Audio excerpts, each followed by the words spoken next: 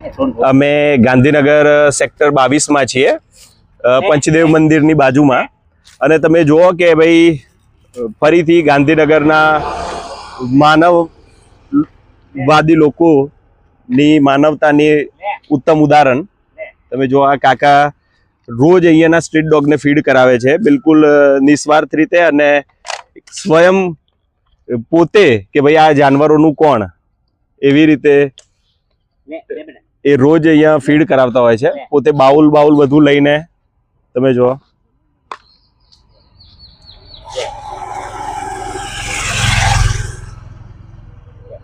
અને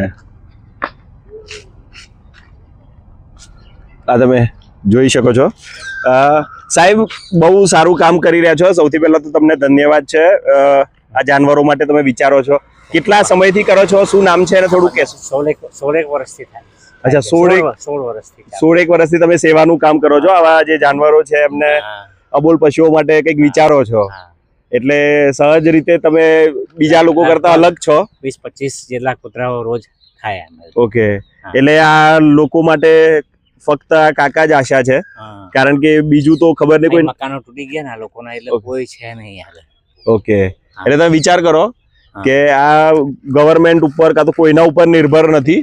આ કાકા અગર ના આવે તો આ લોકોને ભૂખે રહેવાનો ટાઈમ આવે. અહીં બધા મકાનો હતા સરકારી ક્વાર્ટર, બધા તૂટી ગયા, એટલે જે ત્યાં અંદર રહેતા હતા એ લોકો કૂતરાઓને કોણ આપે, અને અંદર આ લોકો તો પછી મારામારી. ઓકે, અને આ જીવદયા અને આના માટે કોઈ અગર મેસેજ આપવો હોય તો શું? ના આવો આપણે જે કઈ, જો એક વસ્તુ છે, પૈસા નહીં આવે જોડે, પણ પૈસાથી કરેલું કામ જોડે આવશે. એટલે જે કઈ યથાશક્તિ આ લોકો માટે કરવું જોઈએ. મૂગા પશુ, પ્રાણી, પંખી જે પણ હોય, એટલે બીજા લોકોએ પણ સંવેદના રાખવી જોઈએ. અને તમે જો કે મસ્ત આમનું એકદમ હેપી છે, પેટ ફૂલ થઈ ગયું જાનવરોનું.